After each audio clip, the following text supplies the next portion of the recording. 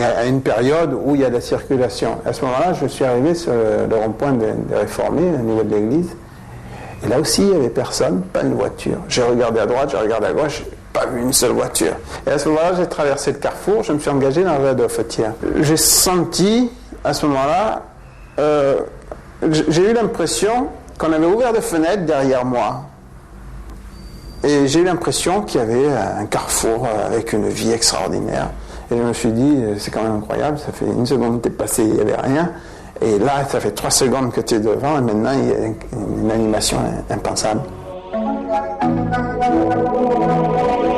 Un petit commentaire sur cette manifestation curieuse. Car le quartier est vide. Pourquoi ? Parce qu'ils ont basculé dans une autre dimension. Et là, l'activité reprend brusquement. Pourquoi ? Parce qu'ils viennent de sortir de cette zone ultra-dimensionnelle.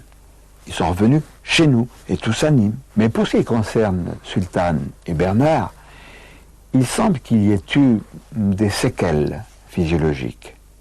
Nous allons en parler. Il faut dire, Sultan, c'est que vous avez revu ce chauffeur de taxi, oui. Et il y a eu certaines transformations en sa personne. C'était un homme, je sais pas, il y avait une soixantaine d'années, les cheveux blancs, quand vous me l'avez présenté après l'incident. Et après, il y a eu autre chose. Oui.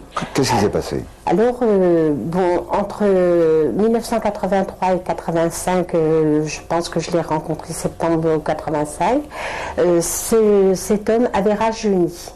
Il avait rajeuni au niveau artère, au niveau même de son corps, il avait rajeuni au moins de 30 ans. En plus, il avait une peau pigmentée marron foncé en 83. Et comme nous l'avons vu dans mon ancien bureau, il avait une peau plus claire. Et il avait la peau complètement lisse. Il n'avait plus une trace sur le visage. Vous avez des personnes qui vieillissent plus que d'autres. Mais alors, dans votre cas, il est vrai que... Moi, je viens de vous revoir tout à l'heure, là, avant de passer dans la caméra. Et la dernière fois qu'on s'est vu, c'était il y a plusieurs années. 86, c'était à 86. Donc, ça fait quand même... Et vous avez... Je n'ose pas dire que vous avez rajeuni, pour que vous ne croyez pas que c'est un compliment, mais c'est presque ça. Je ne change pas et je me sens... On doit ce phénomène heureux probablement à ceux qui, ce soir-là, ont ouvert une porte sur une autre dimension qui vous a permis de passer et de revenir. Sans ça, vous ne seriez pas là aujourd'hui. La seule chose bizarre, ça s'est passé 2 mois après, quoi. J'ai quand même pris 2 coups sur la tête. Est-ce que c'est une coïncidence ou quoi ? Avec une massette. Il faut bien le dire, je suis encore là, je ne dirais pas exactement comment ça s'est passé, mais ça m'a un peu surpris d'être aussi résistant. Je ne veux pas entrer dans les détails. C'est une agression que vous avez subie ? Oui, c'est une agression. J'ai subi une agression, j'ai reçu 2 coups sur la tête et j'ai été quand même surpris de résister à cette agression, quoi. Ces 2 personnes, c'est un érudit qui est un peu la mémoire de ce lieu étrange. Nous lui avons demandé d'être notre guide, et nous allons le suivre.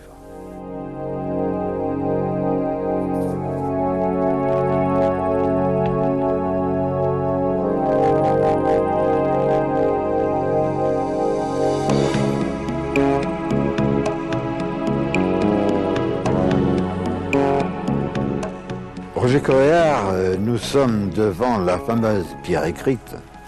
C'est cette route qui va de Sisteron à Saint-Géniès. Cette pierre écrite, elle remonte à l'époque romaine. Oui, elle remonte au début du 5e siècle. Au début du 5e siècle. Et qu'est-ce qu'il y a écrit là-dessus ? Alors, c'est très mystérieux. Cette pierre n'est pas datée, mais il est question d'un grand Romain qui se nomme Claudius Postumus Dardanus, qui était préfet du prétoire des Gaules de 409 à 414. Or, comme on parle de Dardanus en tant qu'ex-préfet du prétoire, ex-gouverneur de la Viennoise, ex-questeur, donc c'est après sa dernière fonction, son ultime fonction de préfet du prétoire des Gaules. Donc cette pierre est datée en gros de 415 à 420.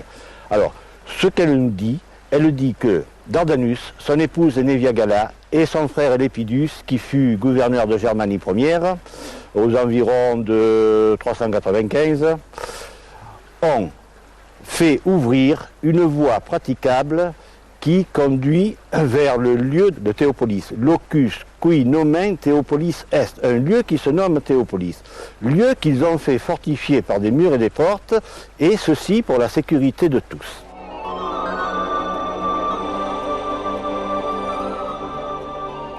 Ce tableau, présent dans une église de la région, est, d'après Roger Coréard, une représentation de Théopolis.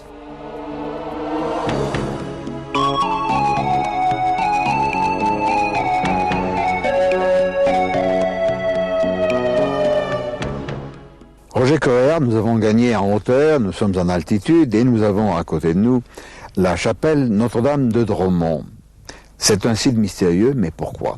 Bon, d'abord de la façon dont cette chapelle a été reconstruite. Après les guerres de religion, tout a été détruit dans la région.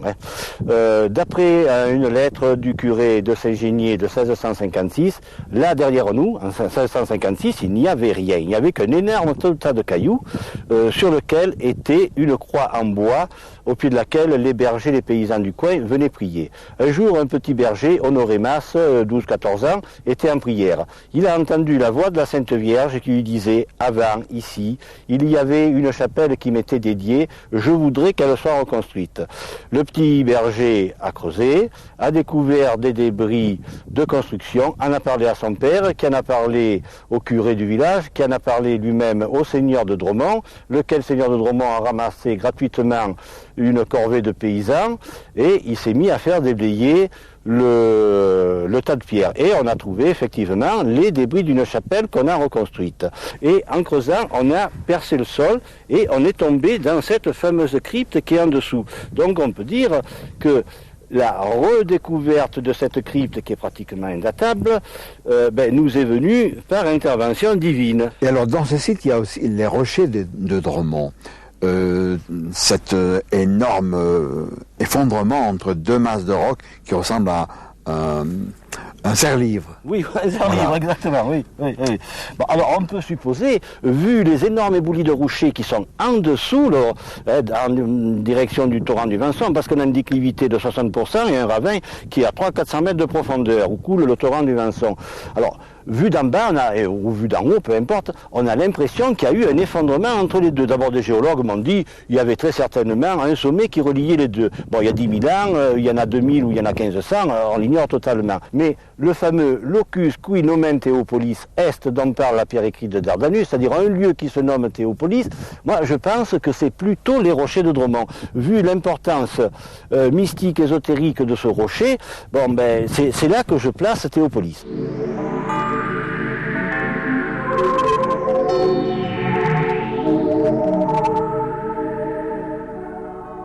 Quand Dardanus est venu, Pierre écrite nous dit qu'il a ouvert une voie praticable qui conduisait au locus de Théopolis, qu'il a fait fermer par des murs et des portes. Or cet endroit est très difficilement fortifiable. Alors je pense plutôt qu'il a fait murer les accès au temple souterrain qui se trouvait sous Dromont. Parce que le légendaire de Saint-Génier veut que sous la chapelle actuelle, il y ait un temple païen. Voilà. Donc moi je pense que Dardanus a fait plutôt murer les accès pour éviter que ce qui était à l'intérieur sorte à l'extérieur. Il se peut très bien que ce soit cela qui est ici. Et il se peut que cette force qui est dans le rocher de Dromont soit à l'origine des très énigmatiques photos qu'à 3 reprises j'ai pris, étalées sur 3 ans, chacune à 1 an de différence, j'ai pris dans cette crypte. En voulant photographier la pierre de fécondité, j'ai pris tout à fait autre chose.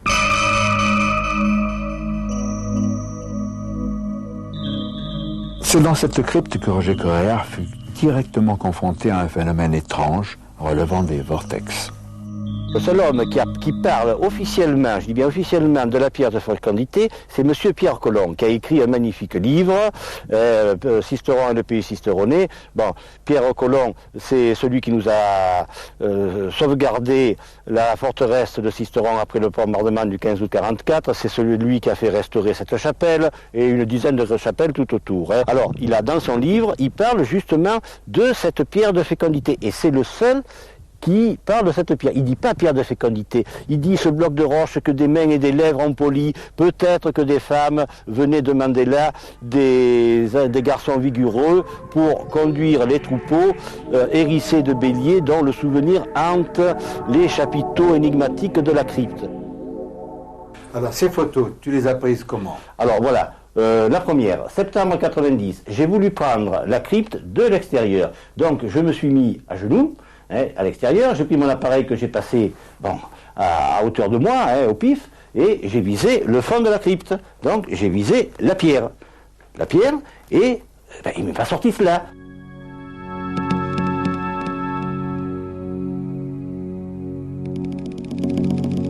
Il m'est sorti cette fameuse pierre qui n'existe pas là-dedans et qui représente, grosso modo, une pierre verdâtre avec dessus des gros blocs de pierre taillés et sur la pierre verdâtre, une figure fantomatique. Alors on a appelé ça le fantôme de la crypte, on n'y a plus pensé.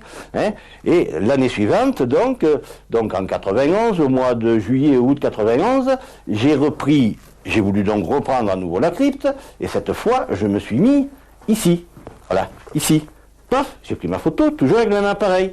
Et à ce moment-là, il m'est ressorti la même figure fantomatique, exactement dans les mêmes détails, mais plus loin, au lieu d'être, alors qu'elle aurait dû être plus près, puisque en définitive, j'étais bien 1,50 m plus près de la pierre. Mais cette fois, la silhouette apparaît plus loin. Bon, alors cette fois, j'ai quand même été assez troublé. Et l'année suivante, j'ai repris la même photo, j'avais plus de flash pour mon ancien appareil, j'ai pris un jetable, et cette fois j'ai pris la même photo de la même condition. Et vu que le champ était plus grand, il m'est toujours apparu cette figure fantomatique.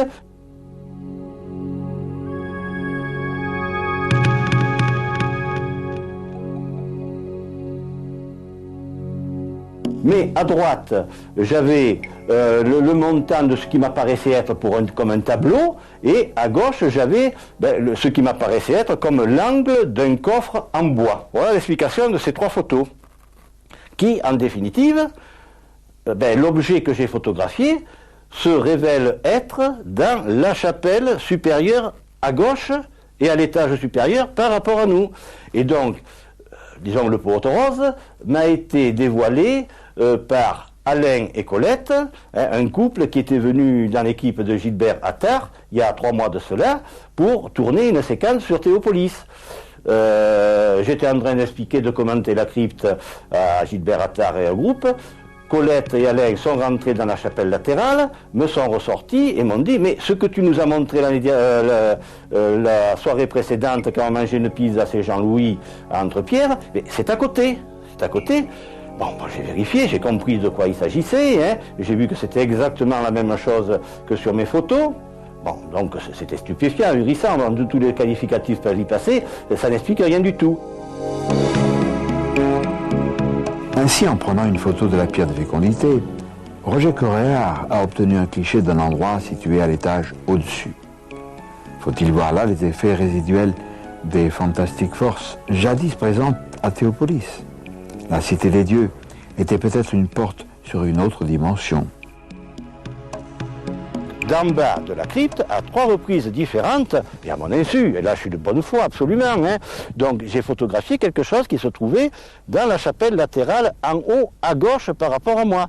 Comme une juxtaposition de plans de réalité différentes. Ben oui, ben oui. C'est typique du vortex. Absolument. Est-ce qu'il y aurait une porte induite? Est-ce que, par le fait qu'il se passe des choses extrêmement curieuses, on peut, je crois, raccorder cela au phénomène des vortex, ces brèches dans l'espace-temps? Mais oui, pour moi c'est ça. Et ce vortex, il se situerait surtout entre les deux pointes. Nous avons le Dromont, mais de l'autre côté, il y a un autre rocher qui actuellement s'appelle le Sabot, mais qui s'appelait le Dromonnet dans le siècle précédent. Et là, il manque quelque chose. Et là où il manque ce quelque chose, il y a un vide. Il y a un vide, il y a un appel. Il y a quelque chose qui manque, et je pense que c'est là le vortex.